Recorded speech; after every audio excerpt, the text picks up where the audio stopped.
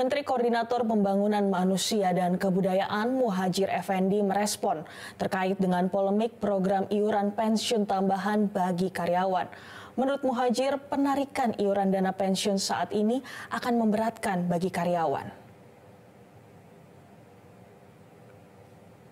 Ditemui di Istana Negara Jakarta, Menko PMK Muhadjir Effendi menyatakan iuran pensiun tambahan bagi karyawan yang bersifat wajib karena merupakan amanah undang-undang pengembangan dan penguatan sektor keuangan. Kendati demikian, menurut Muhadjir, aturan itu belum bisa dilaksanakan sekarang. Menko PMK menyebut iuran itu harus dipertimbangkan lagi, mengingat gaji karyawan yang saat ini masih belum di atas rata-rata. Muhadjir menekankan apabila kebijakan tersebut dilaksanakan justru akan memperberat karyawan. Yang harus kita perhatikan juga kan menurunnya daya beli kelas menengah kan. Kalau menurunnya daya beli kelas menengah itu enggak ditambah lagi ada penambahan iuran untuk pensiun itu, saya kira terlalu berat untuk sekarang. Sekarang ini saya sebagai Menko PMK yang berusaha untuk menahan jangan sampai turunnya itu sampai menyodok ke kelas paling bawah, itu kelas miskin dan sangat miskin.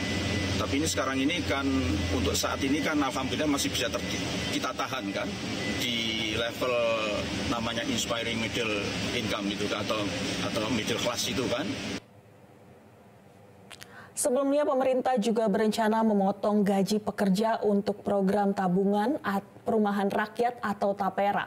Dalam peraturan pemerintah nomor 21 tahun 2024 tentang tabungan perumahan rakyat, pemerintah menetapkan iuran per bulannya sebesar 3%. Gaji pekerja sudah cukup banyak potongan tiap bulannya seperti iuran program jaminan kesehatan nasional atau JKN BPJS Kesehatan hingga jaminan hari tua BPJS Kesehatan.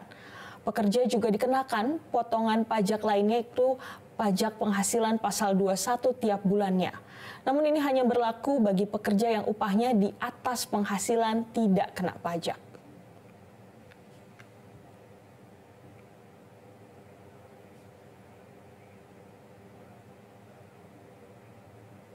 Jelajahi cara baru mendapatkan informasi. Download Metro TV Extend sekarang.